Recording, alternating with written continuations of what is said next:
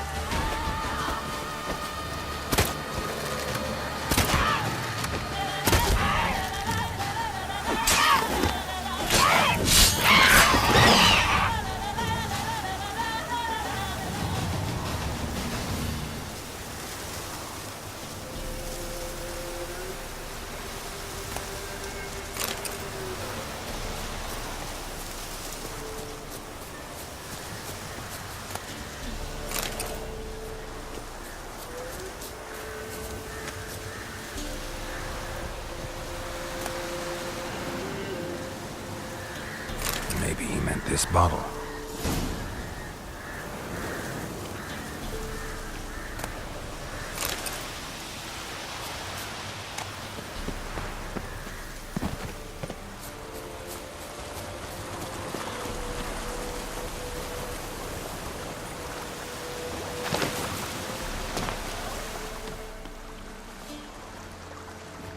Here.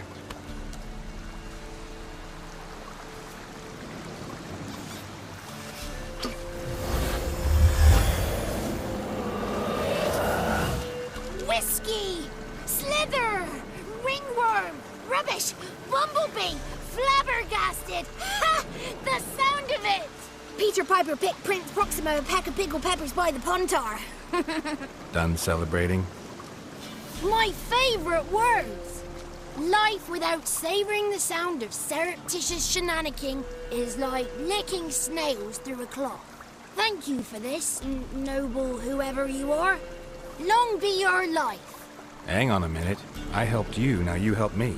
Would you turn this beautiful act of altruism into a banal bartering of favours?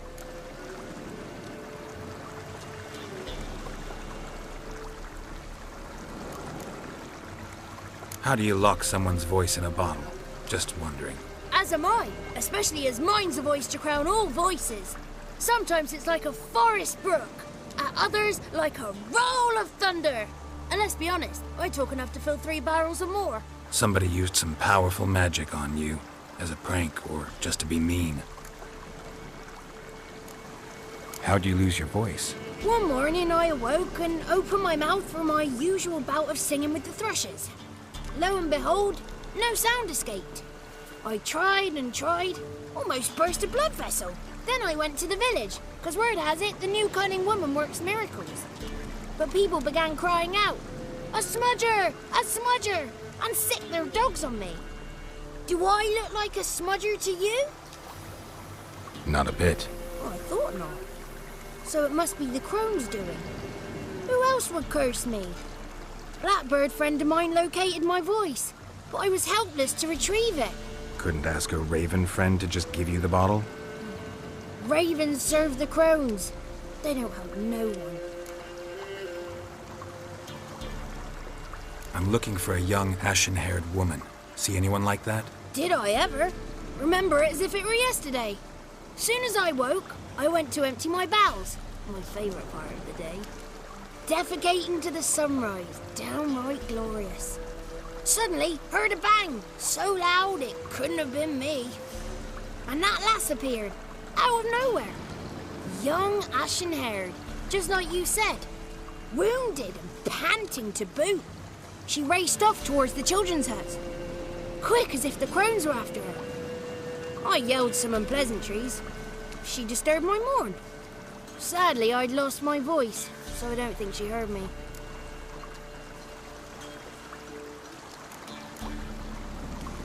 I've been to the village in the swamp. Met a woman who might have been a crone. Did she seem confused to you? Nuts. Completely. So I'm not crazy. That's no crone. That's the granny who takes care of the orphans. Claims the kids made me up. Me! An orphanage in a swamp? What do you have against swamps? Lived here my whole life, and I heartily recommend it. What do you know about the crones? They're as old as this forest. Cruel, vindictive, not to be crossed. What if someone does cross them? Might take his voice, might take his life. Depends on their whim. They're nasty, although they care for this land and its folk in their own way. Supposedly they always keep their word, but you must be careful what you ask for. Won't find them until they want to be found. See them until they want to be seen. But remember, they see and hear all that happens in the mire. She ran off toward the orphanage. Kids could know something, or the old woman who takes care of them. Oh, that old hag don't speak to strangers, and you're a stranger. Will she talk to you? I have spoken to her, got my ways. So be it. You helped me and I'm no bore. Come with me.